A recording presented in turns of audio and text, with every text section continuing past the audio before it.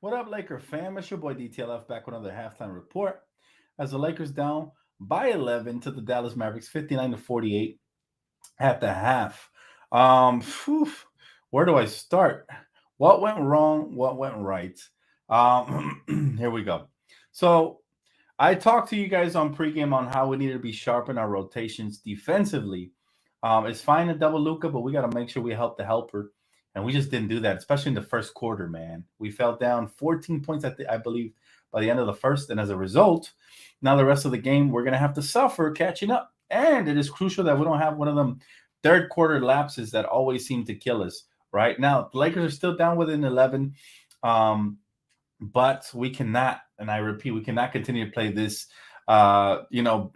poor brand of basketball on both ends of the floor. Defensively, like I said, we're leaving guys wide open. They hit 8 3-pointers in the first half. The first game we faced them when they beat us, also we gave up a lot of threes. So that's been an issue versus Dallas, and yeah, I mean the officiating is poor as well. The commentary on TNT, oh my goodness, man. They call in good defensive plays by Lakers fouls. That's how biased they are.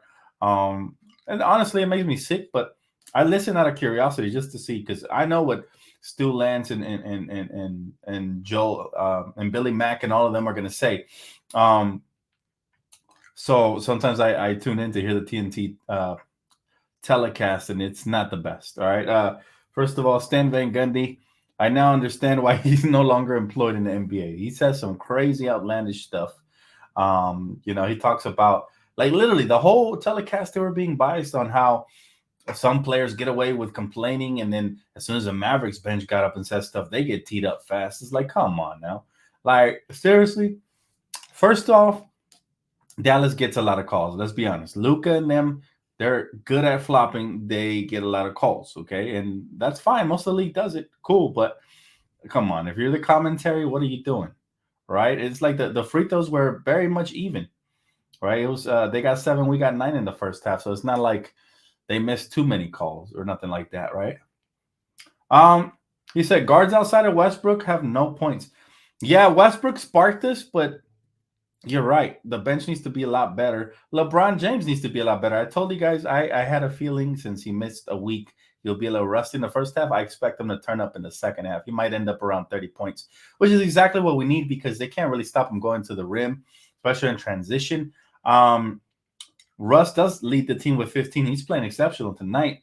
Hopefully we can get some more help. Troy Brown came in and knocked down a couple of threes. He has 6 points.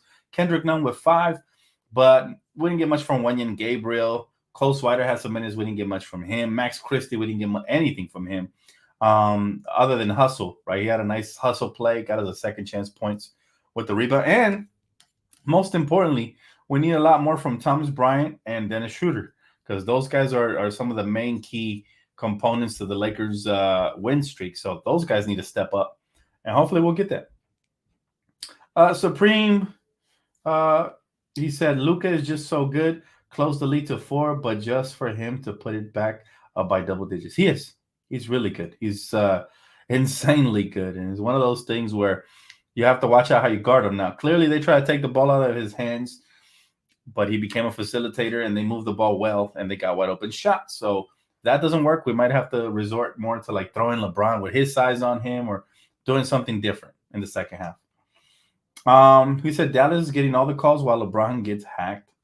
That always seems to be the case. We just got to play through it, though. If I'm being quite frank, LeBron always gets hacked. Ever since he joined the Lakers, he doesn't get all the calls, which is unfortunate. Everything should be officiated equally, but we know there's an agenda against us and everything, man. They don't want us getting to 18 before the Celtics. You know what that is. You know what that is. A lot of favoritism. He said, Lakers, wake up. Vacation is over. Facts. We do need to wake up. All right, the Lakers were sleepwalking in that first quarter, and that's why we're down double digits. Second quarter was much better. We actually won the second quarter. We got to win the third and the fourth, though. That's the hard part about falling into a deep hole is like you're battling back the whole game, and every mistake you make along the way is going to be, a lot more microscope because you start off horribly, right? And it could bite you in the end. He said, man, this Laker roster sucks. We need trades ASAP. Now, I wouldn't say we suck.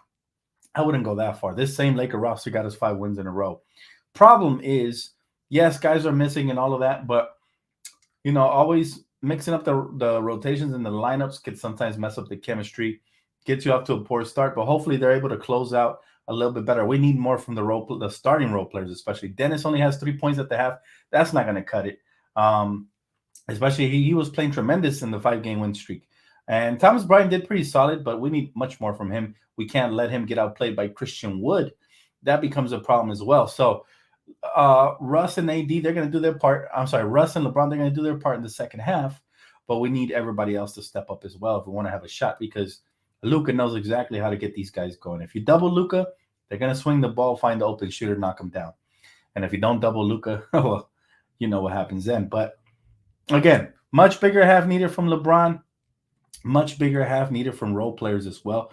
And let's see what happens. Let's see what happens in the second half. Any questions, any thoughts, any concerns, any comments? My man said, turn the game off after the first quarter. Okay, Mike. Hey, whatever you got to do to protect yourself, man. I can't do that. I got to see everything all the way through, man. Mamba said, Ham needs to put shooters when Braun Russ are out there. I'll say this. To add to your point, Troy Brown Jr. has been tremendous, man. Since coming back from injury, he's shooting lights out for the most part. So maybe I would start him over Juan Toscano for more floor spacing, to add to your point, because it'll help a lot, right? It'll help with the penetration from LeBron, from Russ, from everybody when you got shooters out there. So, but we don't have too many options there, if I'm being quite frank. Maurice, appreciate you, bro. He said, we're not playing like a team, too much ISO. I agree. And that happened after the last game, last game after the whole. I wonder if the whole just have fun speech had anything to do with it. Because sometimes when you have leadership and it gets divided, players start playing more selfishly. We got to be together. We got to be greedy together, man, but together. He said the role players need to step up big time. Yeah, this is why LeBron cannot miss games. If he ain't injured, the Lakers lost the momentum they had. Well, ideally, yeah, it would be nice for him not to miss games. But however, let me ask you this, Tony. Looking at his age and looking at his injury history the past couple of seasons, would you rather sit in one game or lose him for 10? I think that's what the Lakers have taken into consideration. They don't want to put too much workload on him. He has 38 after all. And even though he seems not human at times, at the end of the day, he is, right?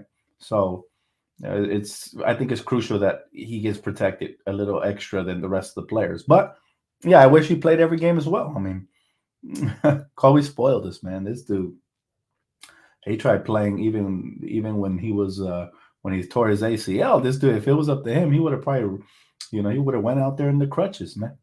But hey, it is what it is, man. We got to take the good with the bad, and we got to hope for the best. He said they're giving up too many trades. Yeah, that's the problem, is that if we double Luka, our rotations defensively have to be sharp, and they haven't been that tonight. Far from it.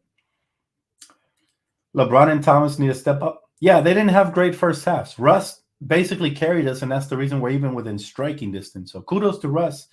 But that's a typical thing about Russ, is that you take the good with the bad. Last game he was atrocious. This game he's been spectacular so far. So hopefully he continues to be spectacular, and LeBron, Thomas Bryant, and at least then a shooter join the party.